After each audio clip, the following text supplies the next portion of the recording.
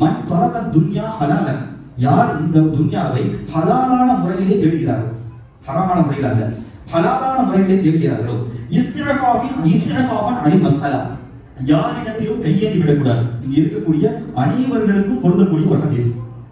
நாம் எல்லாம் இதை எப்படி எடுத்துக்கொண்டிருக்கிறோம் என்று சொன்னால், ஏதோ ஒரு கடமை நமக்கு திருமணம் ஆகிவிட்டது, எனவே நாம் இந்த கடமையை செய்து கொண்டிருக்கின்றோம் என்பதாக நாம் நினைத்துக் கொண்டிருக்கின்றோம். அப்படி அல்ல. இந்த கடமையை செய்வதற்கும் ஒரு நன்மையை அல்லாஹ் சுப்ஹானஹு வ தஆலா தருகிறார். எப்படி என்று சொன்னால், மன் தலப துன்யா ஹலாலன், யார் ஹலாலான முறையிலே இந்த துன்யாவை தேடுகிறாரோ, இஸ்திஅஃபாஃபன் அனில் மஸ்அலதி, யாரிடத்திலும் கையேந்தி விடக்கூடாது என்பதற்காக வேண்டி இந்த உலகத்தை தேடுகிறார், ஹலாலான முறையிலே தேடுகிறார். வஸஅயன் அலா அஹ்லிஹி, தன்னுடைய குடும்பத்திற்கு உதவ வேண்டும் என்பதாக அவர் சம்பாதிக்கிறார், தன்னுடைய குடும்பத்திற்கு உதவ வேண்டும் என்பதற்காக வேண்டி அவர் சம்பாதிக்கிறார்.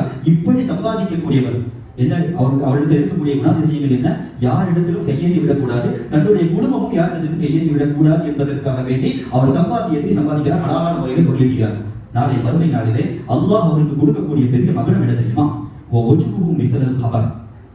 நாளை மறுமை நாளிலே எல்லா நபர்களும் இருக்கக்கூடிய அந்த கிராம நாளிலே எல்லோரும் பார்ப்பார்கள், இவருடைய முகம் மட்டும் பிரகாசமாக இருக்கும். எல்லோரும் கேட்கிறார்கள், யார் இவர் இப்படிப்பட்ட அமளி செய்திருக்கிறார், இவருக்கு மட்டும் ஒருவருடைய முகம் பிரகாசமாக இருக்கிறதே, எந்த அமளி செய்து கொண்டு இவர் இந்த இடத்திலே பிரகாசமாக ஜொலிக்கிறார் என்பதாக மற்றவர்கள் எல்லாம் பொறாமைப்படும் அளவுக்கு அவருடைய முகம் அப்படி பிரகாசமாக இருக்குமா? காரணம் என்ன? ஸல்லல்லாஹு அலைஹி வஸல்லம் சொல்லி தருகிறார்கள், யாரிடத்திலும் கையேந்தி விடக்கூடாது என்பதற்காக வேண்டி அவர் உழைத்தார், ஹலாலான முறையில் உழைத்தார். தன்னுடைய குடும்பம் யாரிடத்திலும் கையேந்தி விடக்கூடாது என்பதற்காக வேண்டி உழைத்தார். இதைத்தான் அல்லாஹ் சின்ன ஒரு விஷயத்தை நமக்கு கொடுத்து விட்டு அதில் கடமையும் இருக்கின்றது, அதே இடத்திலே பலனையும் அல்லாஹ் சுப்ஹானஹு வ தஆலா தருகிறார். நாம் எல்லாம் நினைத்துக் கொண்டிருக்கின்றோம், தொழில் என்பது அது ஏதோ நம்முடைய கடமை, அப்படி அந்த தொழிலை பார்த்தால் நம்முடைய குடும்பத்தை ஓட்ட முடியும் என்பதாக நாம் நினைத்துக் கொண்டு எத்தனையோ நபர்கள் இங்கே வீட்டில் இருக்கக்கூடிய எத்தனையோ நபர்கள் தன்னுடைய குடும்பத்தை பிரிந்து வந்திருக்கோம்.